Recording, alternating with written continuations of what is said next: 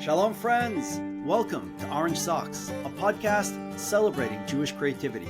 I'm your host, Yitzchok Moully, inviting you to join me in exploring the soul of Jewish expression.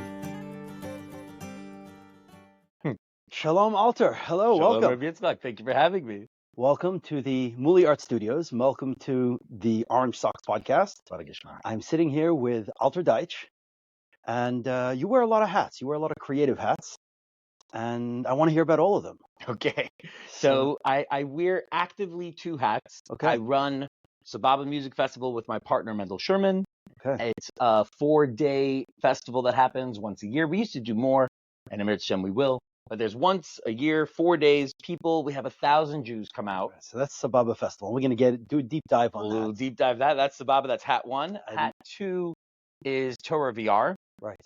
Torah VR is an interactive visual medium in virtual reality. We eventually want to go through Kol Torah Kula, but we're starting with the 613 mitzvahs, right? And the kids learn it, and they test it, and they have to do the carbon. We show you how. So I want to start off. Hopefully we got a big audience out there, but whatever you say in Hebrew, you're going to translate in English, so 100%. that everything is broadly understood for a wider audience. Yes. So Torah VR is trying to make the entire Torah interactive, fun, engaging experience as it was always meant to be. Torah is here to get you through life, not to be books that you have to dedicate time to learn. That's how we do it now. Right. And Rabbi Yitzchok Moully said that he's a great, I don't know how you translate Rabbi Levi Yitzchok of Berditchev. A great Hasidic rabbi. A great Hasidic master. So he said that, God, how could you have any complaints against the Jewish people when you put your magnificent magnitude in a book and you put the world out in our visible space? Yeah, that's from Rabbi Yitzchok Moully. Exactly. That's a Rabbi Yitzchok Moully and a word saying.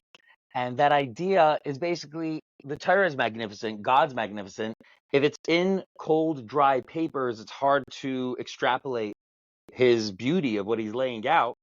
If we could make it an interactive medium that you could engage with it, viscerally, and Amir Tashem, please God, there will be an actual physical, visceral when Mashiach comes, when the Messiah. But in the meantime, at least in our virtual world, let's bring it to life. So that's the main goal over there. All right. So that's a pretty lofty goal. It's a massively lofty goal. Experiential Judaism. In fact, the lofty, it's a weird thing where I try to see what we're trying to accomplish, and I'm leaning on previous masters. It's just a weird thing putting yourself in their camp. But Rabbi Yehuda Hanassi, he took the oral word, and it was not meant to be written down. And the Rambam speaks about this in his intro to Mishnayos of why it shouldn't have been written down. There was good reasons to have a one-on-one conversation between a rabbi and a student. That for thousands of years, it was the oral tradition, the oral Torah, that was handed down from teacher to student. Starts from Moses, he gives it to Joshua, and goes all the way down for 1,500 years, something like that, till it comes to the Mishnaic Tanaitic period. And Rabbi Yehuda Hanassi, Rabbi Yehuda the Prince, it's going to get lost if we don't. He had good reasons why he had to go against. Yeah, that's a beautiful thing to be inspired by and to emulate too, and that's your the whole Torah. Just like he had to go from oral to written on everything, we have to take the written into the interactive multimedia. Wow. That's and it's not going to be single-handed, just like by Rabbi Yehuda Hanassi it wasn't. It's thousands of rabbis, over hundreds of rabbis, over hundreds of years. Mirz Hashem. So I went to yeshiva, you went to yeshiva, a lot of guys went to yeshiva. What brought you? What's your creative history? What inspired you to even think along those lines? Very interesting. Take a few steps back and give us a little bit of your background and a little bit of how you got to where you are, and your two creative outlets are very different to each other. So we're going to talk about that also. There's another hat that I'll throw in afterward in the mix. I'm trying to try on a new hat. Checking out in the mirror, making sure it looks good. But basically, I didn't know I was a creative at first, at all. It was not a thought that crossed my mind, not in any art medium. How was creativity experienced in your family? What kind of family structure So What's your Judaic background? Let's okay, start okay, with okay, okay. So I'm from Crown Heights, Alter Deitch. Even what the Lubavitchers call Gej is like sort of has roots in the old world. Old Russian. Literally Right. means a root, and Uh-huh. it means we have roots back in the Russian world. Sure. And we went to Altaira. I'm so Gej that it's my Zaidi who built Altaira. Like their Okay. names are on the wall. Like I'm from Lubavitch. Right. I'm from Lubavitch. Okay. And art wasn't really a thought for those generations. Right. Right. My father decided he wanted to be an artist. He wanted to be a graphic designer. His grandfather, my great grandfather, ran a plastics factory, what the Jews called shmatis. Right. Everybody was in the Right. textile industry. Right. So they ran a shmata factory, and his son did very well, and all of his sons did very well. And my father felt like, I don't want to do this same old thing. I want to go be So you're an fourth artist. generation American? Well, Is it? Or the Shmata was back in the old country the also? Shmatas were here, but my Zaidi was born in Russia. He came here when he was 8. Okay. So I'm 2.5, 3.5. Okay. All right. No. Yeah. So he came here and he didn't open yeshiva. He opened a. Which is very interesting, by the way, because I had ambitions at one point to open a farm yeshiva. You're one of those. Yeah, 100%, 100%. It's also like funny how it. that's become one of those. When I was Yes. thinking this at the beginning, it was like, okay, you crazy person. I actually spoke to somebody. She's a podiatrist in Israel, well-off doctor. I was staying at her house, and I told her I have this ambition. And she told me, in my family, she knows my family, she's neighbors, that's why I was staying by her. She's like, in my family, there are 2 different paths to making a yeshiva. I have an uncle who runs my note yeshiva in Jerusalem. Right. And I have, maybe I shouldn't have said names, but we have one yeshiva and there's another yeshiva. Right. And she was basically telling me that the 2 paths are either go make money Right. and then build a yeshiva, Right. or go into yeshiva and fundraising and this. Right. Bang your head against the wall and build a yeshiva. And both are going to be done and both produce amazing results. Right. But one, you're banging your head on the wall. Right. And one, if I made money, first of all, I'm in a more comfortable space. I'm in a more like I have a wider brain. And second of all, I could go to a rich person and say, I just put $100K down. Right. Let's partner. Let's do exactly. I'm not coming here like this. I'm coming here. This is mine. Where's yours? Right. Right. Match. It just has a different dynamic. So we come from a place that they build these things, and they, Kenai Nahara, are doers, and it's really cool that I grew up at their table. Right. That's where I get, I guess, some of the ambition to do things, not even creative or not, Right. but the fact that you are capable to do things and set up things that didn't exist before. Right. Well, that's very much part of creativity. To create something. To create something, exactly. To make something happen. Exactly. So your father already had this creative urge. He wanted to be a graphic more the designer. artistic, because the way we just defined creative was more in like functionary. Well, it takes on so many forms. Correct. So your father wanted to be a more artistic. Okay. And how'd that go over at the time? So at the time it was good, because graphic design at the time was very limited, meaning it was a tall mountain to climb. You had to learn computers that nobody knew. The programs weren't easy as they are today. Now was he successful as a graphic artist? So he was successful because the barrier of entry was so high. If anybody needed anything made, they'd come to him. Right. From business cards to a menu. I remember we'd go to some restaurants that my dad did the menu. They'd give us like, oh, we're working on this recipe, like take us to the back. It was a lot of fun. So the barrier of entry was so high that anything you needed had to go through this middleman called a graphic designer. Right. So he did very well. So did your father's creativity translate to you and all your siblings? No, that you picked it up? I don't even think I got it from him. I'm retrospecting, looking back, that he was into his elements of art. Right. Like when we had to do oak tags for projects in school, he'd sketch something out. Okay. You know? Right. My bubby was into piano. She wanted all my siblings to learn. They all got lessons. I did not. And now they don't play and I do. It's just a funny thing. That's the irony. Right? That's the irony. I don't exactly know when I decided to be a creator. I do remember this one moment. It was very cool. I was in Yeka, is a camp in Ukraine. Yes. So we were there. It was pitch black one night. We went to the river and we were going to kumsitz. We were going to sing on the river. Right. And I didn't think of myself as a singer. I had nodules as a kid. I never thought at all of anything musical at all. Sure. And we're singing, and I'm singing along. And then the guy who I considered to have a good voice was like, Alter, like, help me for this high part. Like, we have to carry this for the rest of them. Right. And I was like, what? Like, this singer invited me to the song to be part, to be an equal with him, to carry together, which was huge. I did not think that. So that was a creative memory, a fun, a key memory, core memory, what they call it. I'd say so. I remember something. This is a core memory of yes. I remember a core memory of no. Okay. I was at a Seder Nagunim in Yeshiva, and I'm listening to the niggin, and I always loved the Nagunim. I always loved the songs. And I hear a guy next to me harmonizing. And I didn't know what that was. He's singing the song, but it's not the song, but it fits with the song. It makes the song better. And I don't even know what he's doing. It was like not a concept. Nowadays with YouTube, I feel like knowledge is just more. So how was that received, that harmonizing? Or was it just the people around who could hear it? Yeah. No. It wasn't, I don't think it was a topic, not an issue or a good. It just wasn't a topic. Nobody, I don't think most people even noticed. Right. Nowadays, I do have a theory on Lubavitchers not appreciating harmony.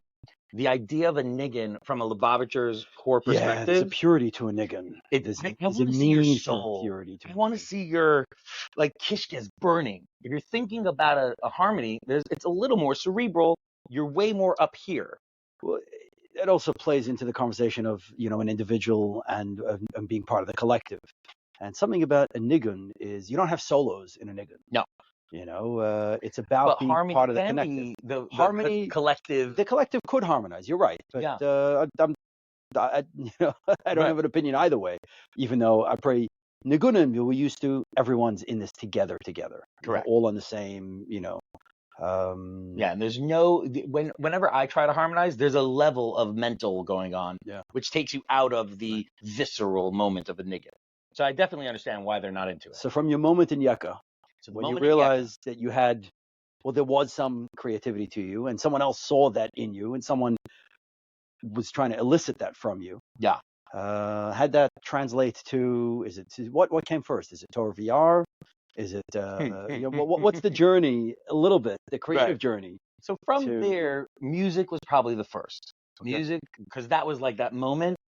And I happened to have bought a guitar by my bar mitzvah because I was given a gift certificate to Sam Ash. Okay. And I wanted to spend it on my sister, who I told you my bubby was doing piano with her. I wanted to spend it on her. She wanted sheet music. Right. The guy at the store, regular dude in Sam Ash, he was like, wait. It's your gift certificate. She's getting sheet music.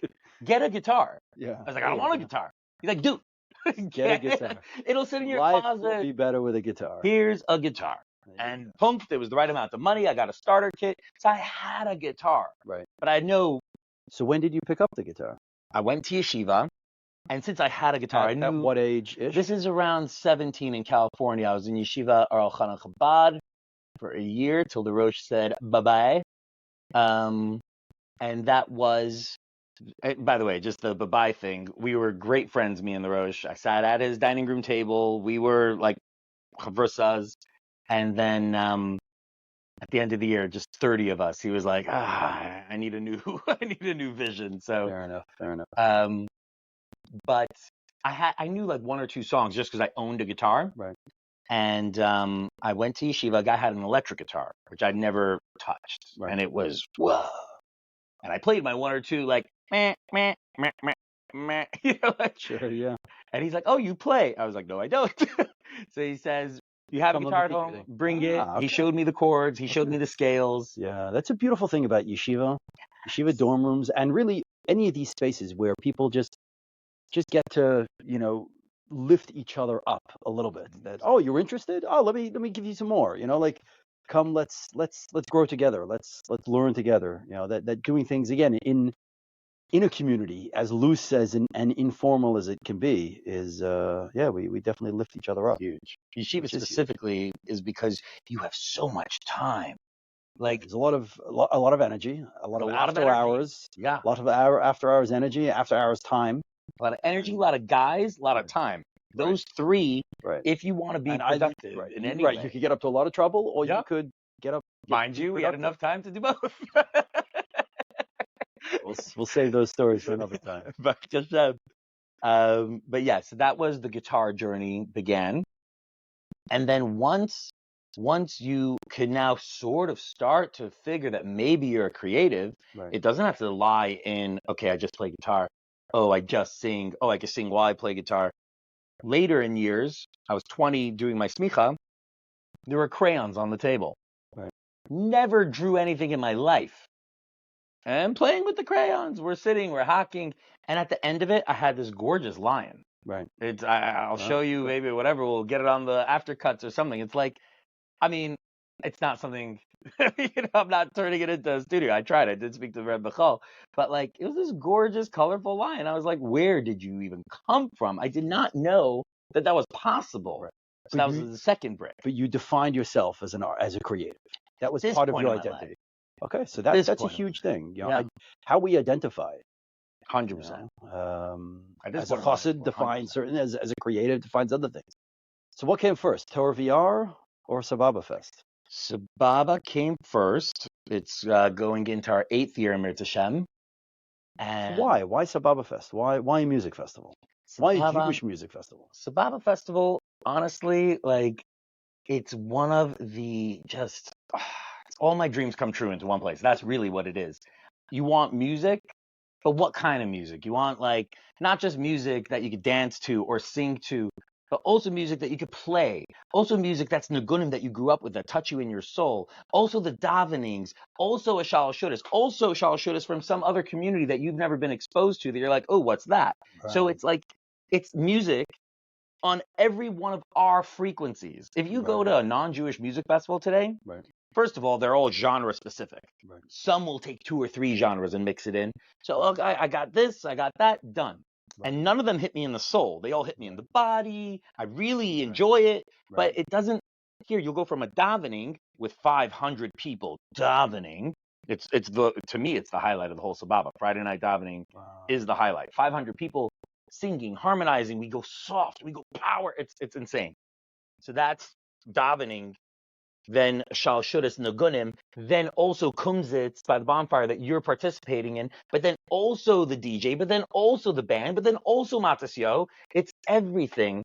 It's music for a Jew, especially now that we have Bukharians there, and Persians, and Nanach, and Upper East Side, and everybody's there. You'll get so many Jewish frequencies running through your body, just musically. That's one. Right, not to mention all the food. The Persians are going to have gorma sabzi and a tea ceremony, and the Nanachs make infinite Nanach soup, and people are grilling, and everybody's bringing their culture and heritage and flavor, the modern version, the ancient version, from different sides of the Jewish spectrum, weaving together, making new things. We have 20 shidduchim that happen through Sababa, and it's not just shidduchim that would have never happened. Right. You know, a Satmar guy, Lubavitch girl, Bukhari, like all this stuff. So the amount of new flavors emerging, it's. You sound a little passionate about this. I am in love. I am mamish in love. So how did it come about? How did you? I mean, definitely, I can't imagine that what it is today is what you imagined it to be in the beginning. I had, but what was the? I mean, it was just for fun, just to get a few friends together. So how did it? The beginning. What was the motivation for this? Beginning for me personally was I went camping with Michal Harari. He has a Camp Yeshiva Outdoor Adventure. Yeah. And it's amazing. I don't know. You're familiar? You know, up in Vermont. It's not anywhere. That's what is there? That's something else. Okay. So he travels. Okay, amazing. He travels. One year we were in California and we're hiking, Mount Shasta, and then sailing the Channel Islands, and then we're in Colorado, whitewater kayaking the Colorado River, hiking Mount Blanca. Amazing. We're in Washington hiking Rainier. We were really outdoors, real nature. A 5-day trek with a backpack with all your food, like a real. Yeah, sure. He was, I never touched nature. We're coming from Brooklyn. I once had a weird meditation. I was in bed. I was in my rectangular bed, in my rectangular room, in my rectangular house, on my rectangular block, in my perfectly gridded out city. And I was like, what? We need to change it up a little bit. Yeah, that's where I come from. You went from yeshiva. Right, It's right. all what it was. Right. And then Michal. I mean, camp was a little squiggly, but like Michal out there, YOA, Yeshiva Outdoor Adventure, nature, wow, Abishter. Like, climb a 14,000 foot mountain and just. So I fell in love with nature. Right. And then I come back to Crown Heights and it's summertime and we're adults. And what do adults do in summer? And you're stuck in your grid. And you're in your grid and it's hot and sweaty and it's internet. And I was like, guys, I have all this gear. I needed to buy a tent, but I had a lot of the gear. I'm like, let's go camping. Like, camping? I don't go camping. Okay. Nobody had heard the word. It's crazy. It's funny because now every week, Sababa aside, every week in the summer, basically from Shavuos till Rosh Hashanah, there's probably 1,000 people going camping in their own little. Right. It's just a culture now. Beautiful. That is so healthy. It's the healthy that the young Jewish scene want to, get out and go camping, get into nature, and 100%. And engage with each other and create community. That's, by the way, one of the biggest things of camping. Nobody wants to sleep in a tent. People think we're going camping because we like sleeping in tents. Nobody likes sleeping in a tent.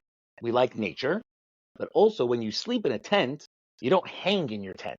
You sleep. As soon as you're up, you're out. And when you're out, you're hanging. Which creates community, and it breaks down the barriers, because in Brooklyn, you have this neighborhood, you have that neighborhood. And he's in his bedroom, and they're in their house. Yep, and he's in their shul. Exactly. Here, everybody's everyone out just Jewish souls coming together. Even at Sababa, there are groups. I said there's the Bukhari, there are groups, but it's out there. You walk around. Right. And it's all with the intention of inviting and come, and we're here to showcase and be us and witness you. So it's like a real, and camping just enables that. And nature is the best backdrop for it. Yeah, absolutely. So that was. Is there a it's a horrible corporate word, but is there like a mission statement or a North Star of what you're attempting to achieve, or what you're trying to get out of it? At this point, yes. At the beginning, no. At the beginning, I just wanted to do all the things I love. That was nature, that was music, that was art, that was Shabbos, with friends. Right. And Tachlis, at the beginning, it was, okay, here's 5 friends, here's 20 friends. And then other people started hearing about it. Everyone brings a friend. And before I knew it, I was at a place in Dewshore, Pennsylvania, a farm that my friend had. He moved to Florida. But I had 100 people there for a Labor Day. And I made all the food, and I planned out the thing, and I, single-handed. And I didn't have any intentions beyond, I like this stuff. Let's do it. People seem to like it. Let's get them on board. That was the entirety of it. Sure. Once Mendel Sherman, he's my partner in Sababa, he had been thinking about this for years. He had been thinking about a music festival for probably 4 or 5 years before I ever met him. He called the owner of that property in Dewshore, Pennsylvania, said, I want to do Sababa here. That guy said, talk to Alter, because he just had this thing and it was successful. So that put you guys together. So he was our shachan. Okay. Tachlis, we didn't even end up doing it there, but the important thing was done. Put the two of you together. Exactly. Right. So Mendel had an intention. His intention, I don't clearly know. I think it was about, like, festivals are good. Why shouldn't Jews have one? I don't know if it was any much more developed than that. The same way by me. I was like, camping's good. Why shouldn't Jews camp? It was very simple at the beginning. And after year 1, when we did it just for fun, these are the things we enjoy. Come hang out. After year 1, I realized, whoa, it's way beyond that. Right. At this camping, what I call diverse. Now I realize they're all just Ashkenazi Jews from Brooklyn. but at the time, that was your idea. That was your was we had lit box, we had Lubavitchers, we had 3-4 different kinds of Hasidim, and everybody's hanging out together. A couple modern Orthodox, and look at this. And everybody's hanging, getting to know from each other, respecting, learning, enjoying, seeing the beauty in other ways. We had a tzitzis tying workshop. We had tie-dye tzitzis, beged, and a bunch of strings, and people were tying. Learned how to tie tzitzis. And it turned into an entire halachic conversation. We tie like this, you tie, and it was not with any ounce of you're doing it wrong. It was this just this is my way. This is your way. And these are the intentions we have behind our version of this, and this is the conversation. Yeah, I was like, this is it. That's incredible. The intermingling. If you ask if I could have like a mission statement for it now, it would be the cross-pollination of all the Jews to learn from and grow from each other. And if I could be really hopeful, hopefully that could happen and form a real strong bond, and then we could do it with the rest of the world and get everybody to realize that you should be proud of yours. We shouldn't become homogenous and just become a blend, a melting pot. Right. You should be, No, this you gotta hold, is me, absolutely. but I have space for you. This is my full, Yes. and I could realize and witness your I full. am me because I'm me, and therefore I have space for you to be you. Exactly. Of, you know. Yeah, right, I don't want to give up mine. Right. I don't want to oppress yours. Right. I want to have both in full blast. Sure. To start it with the Jewish community is a place where, Baruch Hashem, the Jewish world is there. Right. We're no longer in the days of Satmar having a beef with Chabad. Right. And we're no longer in the days. How Sababa Fest? What's the word? How is it being received by the broader, Jewish like the world? Frum centers. By the Frum, by Brooklyn. Right. By those square blocks in Brooklyn. Right, exactly. It's a very good question. There has been one rabbi that called me into his office, and this whole story like really bothers me. He calls me into his office. I don't know if this is appropriate for your podcast either. Yeah, well, let me ask you this, because I'll answer your question from a different tack. Basically, a lot of the rabbis say that, like, I remember when Matisyahu came out, for example, and an 8th grade Rebbe of mine, before we came out against it, was like, oh, this is great, he's talking Chassidus. And then as it became a thing, the rabbis, whoever they are, they were saying, not that it's bad, chas v'shalom, but it's not for you. This is for them who need it. They who are listening to the non-Jewish music, let them listen to this, and that will be a light. But you who listens to Lubavitch and Agunim and Avram Fried, it's not for you. Okay. So when Sababa came out, first of all, thankfully we were kind of under the radar, which I totally appreciate. Nobody knew about us, even until today. It's like it filled a need for a certain group of people. Correct. And it filled the need for them, and for those who it's not for you, it's not. They for you. weren't even aware of it. They weren't even aware of it, which was pretty good as far as I'm concerned. Yes, I hear. Then when they became aware, we aren't anything classic that they could understand. If you're a Frum yeshiva, I know what that is. If you're a Chabad house who's a Frum person trying to talk to non-Frum people, I know what that is, Kirov. Right. But if you're from but playing Kirov on the from, what is that? They didn't really know what that is. Right. What we use, and therefore they didn't know what to do with it. Exactly. And when, unfortunately, and this is maybe a judgment on my part, but unfortunately, when the from right doesn't know what to do with a thing, they crank towards no. Sure. It's easy. Right. I've had an experience, and the bottom line was, it's easier to say no. Easier to say no. Yeah. This is a big new thing. I don't know what to do with it. Let's better not. But so far, at the moment, have you reached a point where the rabbis are understanding, or the rabbis have a? I mean, let me ask you this: we have rabbis who come. You have rabbis who come. We have rabbis who come. Listen, you can't condone. You don't condone everything that goes on. Certainly, you're definitely not in control of everything that goes on. Certainly not. But even in the public things, in the central things that we run, there have been questions. For example, our dance floor is mixed. We put up a mechitza for women that feel the desire on their own that they want to dance in a mechitza area, which from, if it's a religious perspective or just a humanistic, they'd rather just let loose without guys around. Either direction that's calling them kol hakavod, but it was specifically requested by the women. And we make a section, and we're not going to, throw it off in the corner. It's in the front. It's on a corner, but it's in the front. It has access to the stage, and the women dance, and they have their own space. My main agenda, halachically, is that what we're putting down should be at a high level of kashrus as best as possible. If you choose to do this the frumest way possible, you can be the frumest Jew through Sababa. And then the choice is yours to do whatever you want. But I try as best as possible to be, you can do this fromly. Right. The shul has a mechitza, the dance floor has a mechitza, the food is all top level kashrus, the public spaces we request by the Ilam, don't film, be on your phone, smoke cigarettes in your campsite. Your campsite, that's your home. That's your home. Home. It's like a rabbi in a Chabad house. In the shul, don't pull out your cell phone. Right. At home, you're watching TV. That's your business. So that's our take on it. The beautiful thing, it's easy to say no. It's very easy to say no. It's very easy. Shut it down because maybe something. Who knows? Yeah. But the other hand is, you're providing a service is a horrible word. You're not providing a service. You're providing an outlet. You're giving so much more, and you're creating community on so many levels. No, halacha's halacha.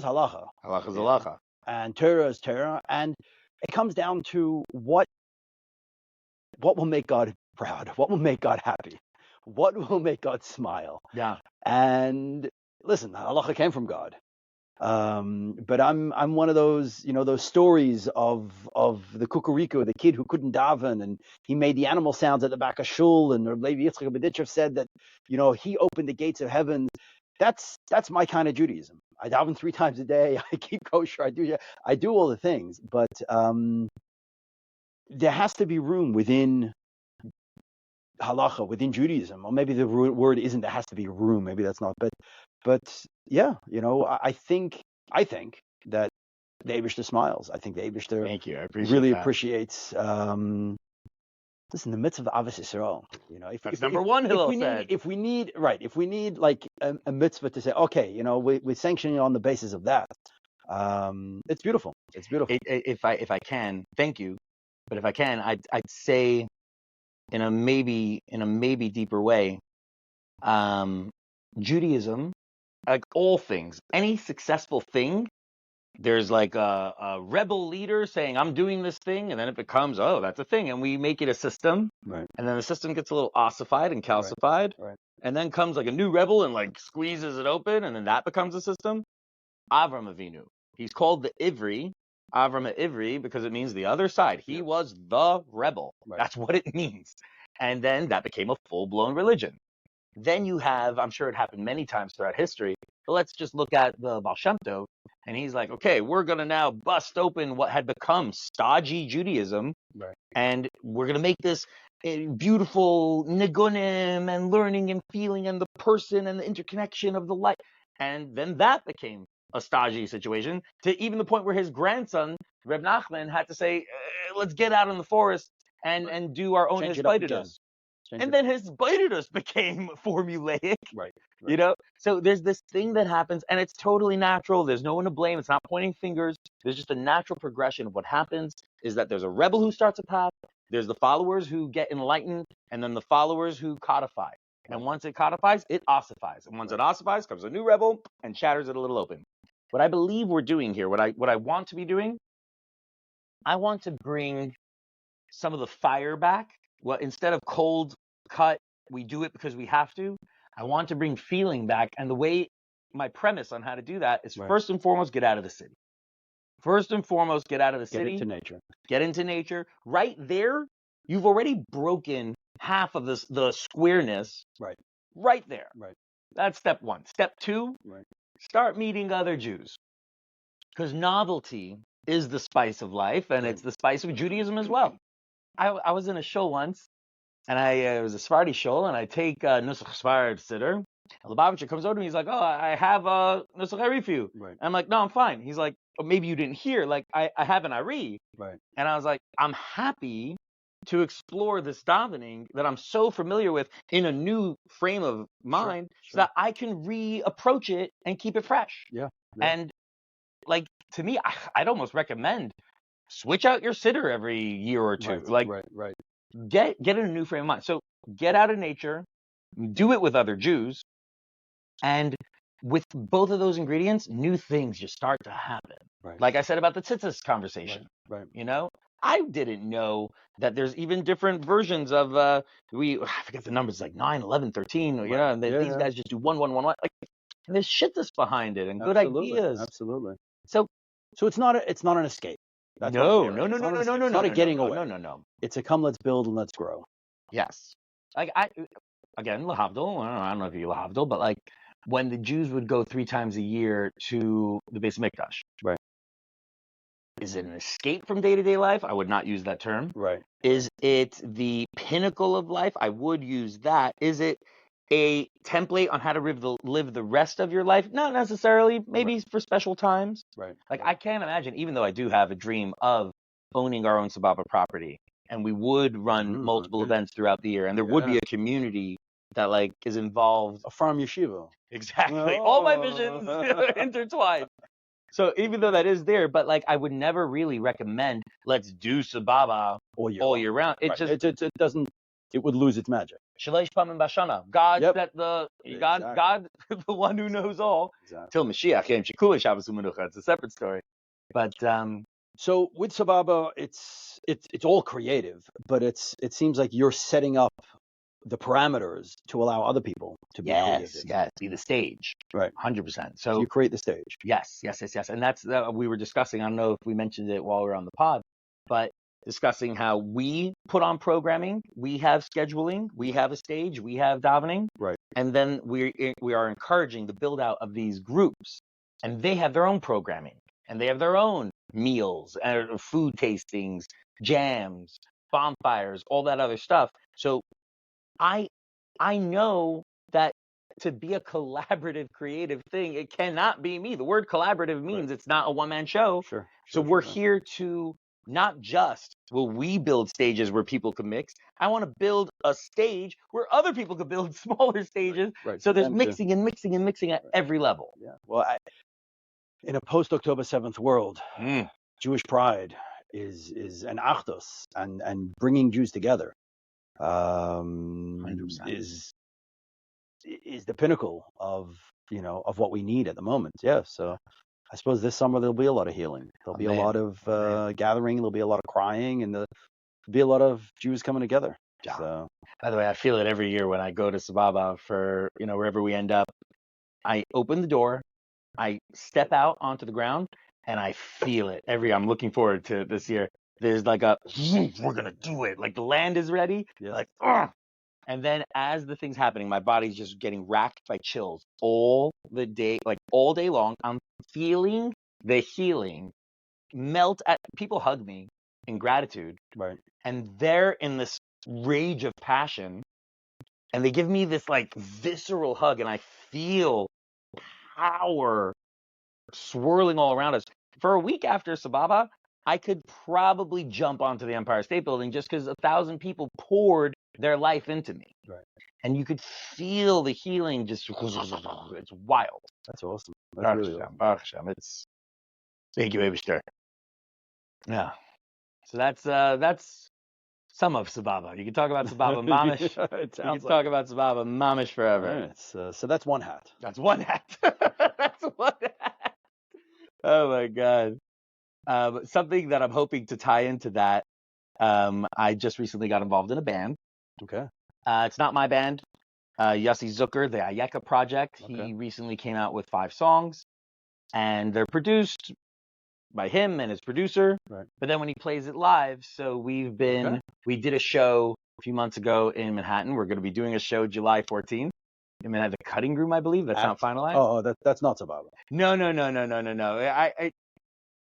When me and Mendel were setting the schedule, the Ayeka project wasn't quite like we hadn't practiced enough that I was confident enough. Okay. Now I totally love it. But that's something I'd love to get on stage and jam. You'll honestly, yeah. if you can. Yeah. All right, so you've joined a band. You're following someone else's lead, but you're getting to express. I follow other people's lead. I've never meaning yes and no. I casually do things without a plan. Like I started going camping with my friends. Right. To the point where it came to 100 people, to the point where Mendel invited me onto this bandwagon. Right. I've been involved. I was doing Tanya Shiurim just on Facebook, the Daily Tanya, a little synopsis. I was doing that. And then I heard about animated Tanya that other people were doing. So I was like, ooh, get me involved. I like Tanya. You do Tanya. Right. And that turned into Torah VR. Right. This band is Yossi Zucker's making music. I play guitar. I've done jams. I've done kumsitzes. I follow people's visions because my visions are I don't have enough gvura. I have so much chesed. I have so much to explain it to the crowd. There's like effusion Right. and discipline. Right. So the effusion of the things I want to do is everywhere. Right. From farm yeshiva Right. to the property to the bands to the art to like I'm You want to here. do it. You want to do everything. And I can't limit myself and say no, we're doing this. But if I see somebody else doing something, Right. and they're doing this, I can be like, ooh, that sounds great. So I join people's bandwagons. So that's a insightful way to put it. That's because I want to do everything. I got a laundry list of ideas. Yeah. And even maybe I'm trying very hard to push myself into the limited, scope of public art, Jewish public art. But that idea that, you see someone else having some focus, some gvura, if you want to call it that, and then you can plug into their, and then develop that with them even further. 100%. And I bless everybody to be as lucky as I have been with good partners. Right. Good partners. These guys who like picked up a mission, picked up a thing, and like, let's go. And they're like, hey, Alter, you're interesting enough, creative enough to have insight into this. Come for the ride. And it's like, yeah, sure. So I bless you with your laundry list of, good partners in Mirz Hashem, somebody that's running down a certain road that you're like, ooh. So whatever, in any capacity, I just bless everybody, good partners, and be a good partner. Amen. Yes. Yeah. Well, that's the other part of being a good partner. Yeah. For sure. Otherwise, nobody wants to invite you onto the team. So Torah VR started off as Torah VR started off, for my personal journey with it was I was doing Tanya synopses on Facebook. Okay. So you were just putting out my phone, putting out shiurim daily, day by day, chita style. Yeah. The daily Tanya. And I wasn't like reading it. I was like Shakla V'Tarya. I was like explaining the ideas over. Right. So you were just communicating concepts. Exactly. And I loved it. And then I found out that a friend of mine he hadn't begun. He wanted to do Tanya animations. And I reached out to him and I was like, I just did the last year and a half doing these Tanya classes. I'd love nothing more than to be involved in an animated, like that's wild. Taking Tanya and animating it. Yeah. And he was going to fundraise it. Again, like having a good partner. Right, he was going to fundraise it. He got the animator on board. I was going to write it and like depict it, like vision board it. Right. And the three of us, and then eventually after the second episode, we got another team member and there was like 5 of us at the end. And we create 6 because somebody did the sound. Indeed. So the 6 of us. How often were you putting out a piece? It took a long time. Because also there wasn't like money. Right. There was money. Right. So people were doing it out in their spare time. We did 5 episodes over the course of probably a year. Okay. They're on Chabad.org. They're on TorahVisuals.com. They're on YouTube Torah Visuals. I love them. I think it's fantastic. And that was the beginning of scholarship with a visual component and thinking about, especially with Tanya, especially with Shari Yechid Ve'Amuna, of how you're going to take these ethereal, out there ideas and somehow bring it right here. Right. And that process just like, woof, I loved that. And Baruch Hashem, I think we did decent amounts of justice. One thing that I do struggle with a little bit, but I don't. The one thing I struggle with a little bit is the idea of why they never wanted drawings to be of the avos, or never, there's the rabbis don't like that. You could do it in profile, like there's different. Right. But they never wanted you to have a picture because then people will think, oh, this is it. Right. And it's not it. Right. So how do you? So for me, first of all, we spoke to a rabbi for this, and he said if it's chinuch, then all bets are off. If it's for educational purposes, exactly, you can depict Abraham, Yitzchok, and Yaakov, and so on. So that was that you need to communicate these values. Which once I heard that, and maybe he meant kids. Right. But I heard that. I was like, we're all on learning. Right, we're all learning. And this is all teaching. It's not entertainment. It's learning. Right, 100%. We're here to teach. We're here to learn. We're here to grow. So once I heard that, I'm like, okay, good. But also, I don't really struggle with it because as I've gotten more and more into the scholarship of Torah, there's so many mafarshim that'll read a pasuk and say, this is what it means. Right. This is what it means. Rashi sometimes will say, there are 2 opinions. It means this or this. Right. And people always did that, and they were the authority Right. wherever they were. And people didn't have libraries, they didn't have Safaria, where you could hyperlink everything. When they read that the Malbim said that this is what it means, that's what it meant. Right. And somehow the rabbis were cool with that. So there's enough room. There's enough room. There's Shivim Panim LaTorah, 70 faces to Torah. There's definitely different ways of understanding. So you depicted. So we started with lessons of Shayach Emunah, which is what the foundation. What would you? So Shayach Emunah, the actual translation is the gates of unity and faith. It's the foundations of faith. Of what is God? What is this world in relation to God, or Bichlal in general? And essentially, it's the Alter Rebbe's statement of what is reality.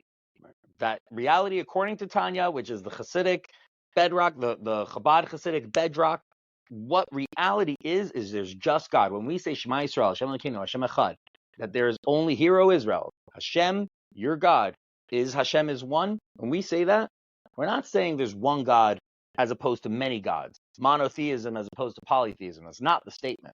Right. The statement is there's one God. All that exists is God, and we are different rays of light, manifestations of this one thing. What am I? I am made up of the substance of God, His light, 100%. And there's only one being, period. And the Alter Rebbe goes through. Okay, so there's one being, and you attempted to communicate this visually.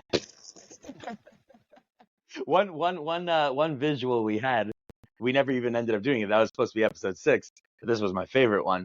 Was if you're gonna have somebody saying that God is your energy, that's who you are. Me talking right now is God, like almost puppeteering me right now. So a way to depict that was with a baby and you doing peekaboo with a baby. Right. How could God be here? And the Alter Rebbe says God is here, but He's also not here. He's hidden, but He's not hidden. So how do you do that? Peekaboo. Peekaboo is a right. When you have a child, they have object impermanence. They don't. As soon as you're out of sight, you're out of mind. You don't exist. You don't exist. Right. So if you do this and then you do that, you just were invented. Where did you come from? Right. So God doing this is Shem Elikim. Right. Blocking Shem Havaya. Exactly. Yes. So is this blocking? It's His hand. A hand can't block it. It was a good, fun idea. So what was the creative process on that? Because there must have been so much. Oh yeah. So it would start off with me learning it and learning it and learning it and learning it and learning it. I would learn from the Tanya itself first. Try to get the Alter Rebbe's words. If I struggled, I'd take a peek into the lessons. Right. After I got what I thought the Alter Rebbe wanted to communicate as best as I could, I then opened Reb Yael. He opened Reb Yael and Reb Yael Khan. And he has books taking the Tanya and just like ripping it wide open. And learning Reb Yael, you realize that not that you didn't get it. You did get it. But there's so much more to it. There's more to get. Right. There's more layers you could get. It's like, woof. One thing I remember learning from Reb Yael that I did not understand in the Tanya, and it's just huge. There's a basic idea in Hasidus. I don't know if we want to get too deep into it. Yeah. Also, I don't see the time, but there's a basic idea that there's lights and vessels. Yes. And the light is the real energy, and you need a vessel to contain it, to give it shape and form, and then that's how you make things. To be able to utilize it. Pure light cannot create a world. So you have the modern thing. Let's just say lahavdil. You have electricity. Electricity's raw power. What is it? I don't know. But if you put it through a fan, it becomes air. If you put it through a fridge, it becomes cold. If you put it through an oven, it becomes hot. Right. So is this like almost amorphous energy? Put it through a keli of altar, and now it's altar. Put it, and it's more complicated than that. That's the overview. Right. The way Reb Yael was explaining it was that not only does the vessel give shape to the light, but as the light sees the vessel, before it even comes in, it starts to shape itself into the vessel so that it could fit in. Wow. There's just by the mere presence of a vessel existing, the light starts to contour itself to fit it. And I was already thinking about quantum and the slit theory, and how just having a visualizer, somebody that can receive the message, already influences reality. It was like a whole, but anyway, Reb Yael and the Tanya and just wild stuff.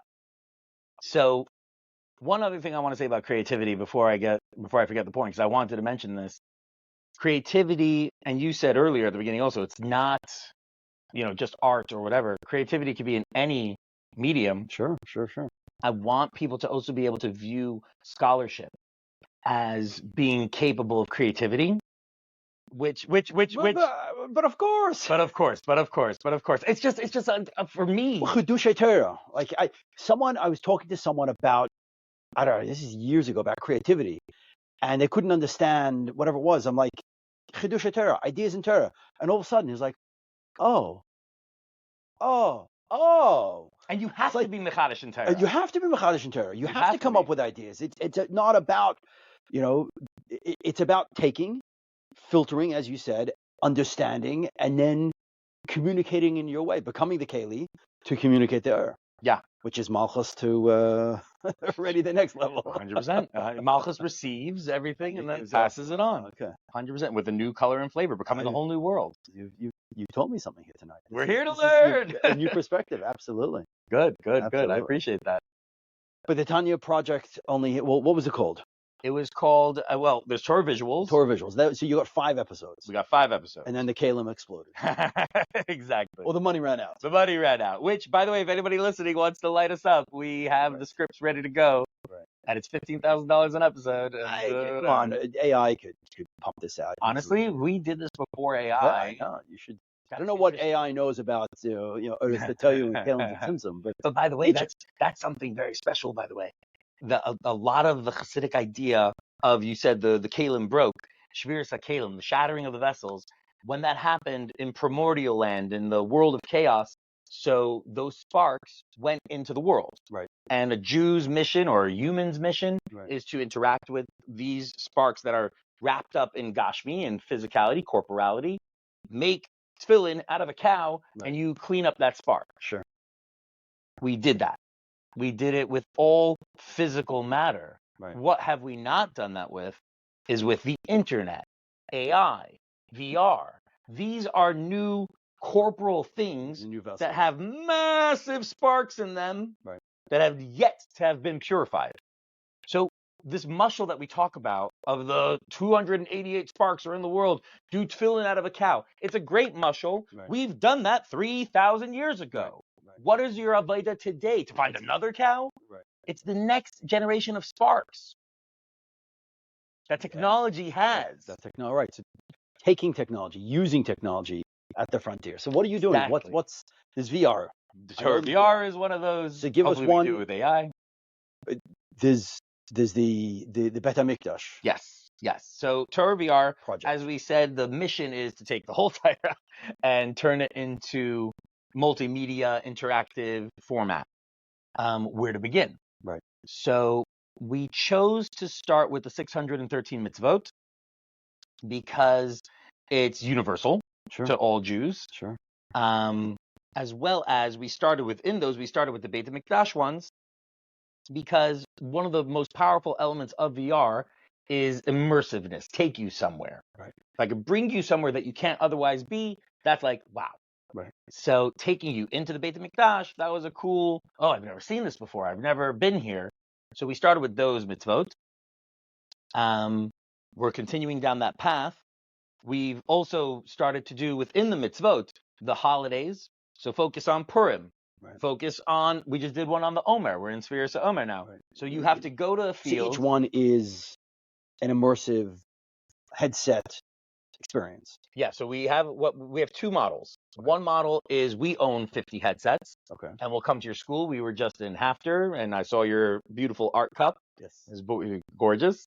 So we go there with 50 headsets. They'll send us 2 classes at a time. Right. Kids get 40 minutes. They run around, explore the Beit HaMikdash. Beautiful. Right.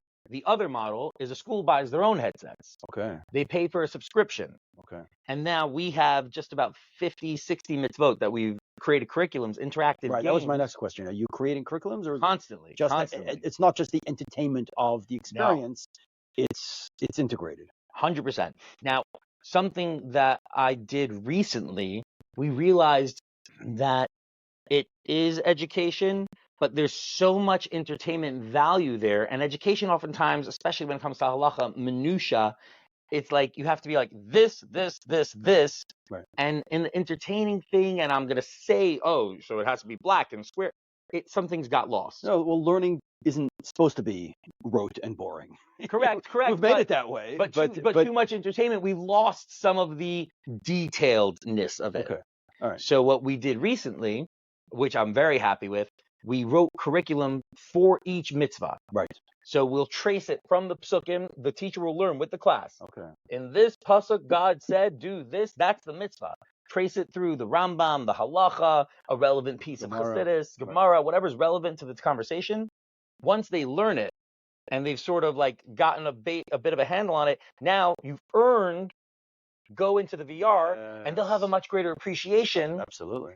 And the way I built the curriculums, it's all discussion based as well, because I want the kids to already think like scholars. In a pasuk about the Aron HaKodesh, it mentions the 4 rings on the Aron, and then later in the pasuk it says the 4 rings on the Aron. So does that mean 8 rings? The pasuk mentioned 4 rings twice. Right. Does it mean he just repeated the idea of the 4? And all the Mefarshim give different answers. Right. So like before we read the pasuk, then I ask the teacher to ask the class, what do you think bothers the rabbis with this pasuk? And see if they could generate that scholarly conversation, then see the sources, then go into VR and experience it for yourself. It's bringing them from the book. We want to, but I don't want to lose the book. Just like Rabbi Yehuda Nasi didn't want to lose teachers. Sure. I don't want to lose the book. I want the it begins with the book and exactly comes out of there. And then they could like visceralize it. So we have 50 mitzvahs. Schools could have their own. We're in 30 schools right now around the world. There's Australia, London. It's all over the place. Wow. And they have their own headsets. We're constantly putting out new stuff. We just did Omer. We're working on, the year is almost over. So for the next school year, we're going to have Tishrei ready to go, the Sukkot and Rosh Hashanah. So schools are signing up, and the teachers get paper curriculums to learn with the kids, then go in and interact and do the mitzvahs in VR. And we're in conversations with going through Nach, the stories of Nach. And you talk about creativity. It's so much fun sinking teeth into this. I have what are you going to do with VR that's more than just doing it on a 2D screen? Right. What would be more? So an idea that we wanted to do, I already wrote a script for it, is Avram Avinu. We're telling the story of Avram. At some point, he has a confrontation with his dad. Right. And his brother Nachar is there. And then they get into a confrontation. Avram runs away. Right. Now you, as the viewer, have a choice.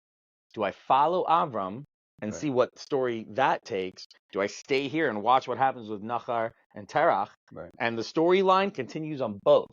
Okay. So now you are there. You're bearing witness. It's not just a 2D and I take you where I want you. Right. You're in the room. What are you going to do? You can't interact. You can't influence the story, but you could witness the ways it unfolds, and you choose your own adventure. And that's for all. I mean, it would be difficult to write the scripts, but you'd have to be very creative every single time. A lot of if this then that, But if this then that, so that's a hopeful next project. We're talking to somebody, fundraising an idea for that. So it's Hashem. That's Torah VR, and well, you're definitely passionate. You're definitely passionate about your Yiddishkeit, about your Judaism, and about your projects. Gotta be. If we're not, what are we even doing? If you're not passionate, go find the thing to be passionate about. Yeah, absolutely. I've done many art shows over the years, and one lady in some place somewhere said, "Oh, are you only allowed to paint Jewish subjects?" I said, "No, I get to paint whatever I want, but I choose to paint what I'm passionate about. And today, I'm passionate about my Judaism, so I paint Judaism. Please God, tomorrow and the day after and the day after that." So yeah, there's so much to achieve right here within the paradigm of our own Judaism, or all the things that we want to say within Judaism, that I get worried that I'm running out of days to achieve all the things that I want to achieve. Yeah, there's a lot. And I'm still young. Right. And that's within Judaism. So yes, there's a lot more. There's other things that I want to do too, but it begins here. I'm most passionate about Yiddishkeit, about expressing and communicating and sharing. Thank you. This is wild. I love your excitement. I love your energy. Thank you. It's an absolute pleasure. So my closing question on the Orange Socks podcast closing is question. what what inspiration, what ideas, what advice do you have for young aspiring curators, young orange people, for them to find their own orange socks? Yes. I actually gave a talk on this recently. Expose yourself, first of all, to as many different disciplines out there, because you don't know what you're interested in. I didn't know I liked music till we were on the river in Yeka. I didn't know I liked drawing till I found the crayons and started doing it. Expose yourself to as many disciplines as possible, especially when you're younger. Sure. You mamish don't know. Get into karate. Take a 3-week course intro. Take the intro course to everything. Right. Take the intro course. Take 101 biology. Take 101 karate. Take 101 painting. Take 101 filmmaking. At least the ones that draw you. Exactly. If you already have one that's calling to you, and if not, go on Google, say top 10 hobbies, and just say yes. And then? So first, exposure. That's first. Then, hopefully, you find the one that calls to you, and you go further with that. And then, hopefully, if you're really lucky, Walter Isaacson talks about this. He's a big biographer, and he said all the greats, he did Steve Jobs, he did Leonardo da Vinci, he did Benjamin Franklin, he did Einstein. So all the great, he just did Elon Musk. What they're really good at is not that they're amazing at biology, they're amazing at technology. What they're good at is being good at multiple things and finding the intersection where the interdisciplinary connection could raise both. Right. So Steve Jobs is an artist and a technologist. So we get Apple, beautiful technology. Right. Nobody was into beautiful technology till an artist and a technologist in one came together, saw that crossroad and came together and did the thing. So first you expose yourself. Then you find the ones that you're interested in and you advance that. And then you find the intersections of that. And that's what Sababa is. Right. It's, oh, I'm into music. Oh, I'm into art. Oh, I'm into camping. Oh, I'm into Jews. Oh, I'm into davening. Oh, I like Shabbos. Sababa. Amazing. So that's what I'd say is first expose, then advance, then interdiscipline. That was awesome. Thank you. To your energy, your excitement about all the things that you're doing is truly mind-blowing. So thank you so much for coming out. I have a gift for you. Ooh, exciting. Yes, it is the Orange Socks, the official Orange Socks yarmulke of the Orange Socks podcast. And you asked in the beginning what it's all about. So this is just a hint. It's just a hint. So it's a line of rabbis. One of the originals is up there. And it's a line of rabbis, all heading in the same direction. And one guy is wearing orange socks. And it's all about personalizing your journey, personalizing your experience, personalizing your Judaism. So here it is. Thank you. I really appreciate it. And I appreciate the Vart of Orange Socks. Thank you.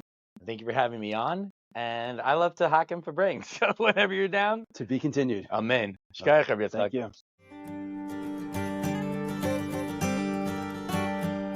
היום נעשה משהו בלתי נשכח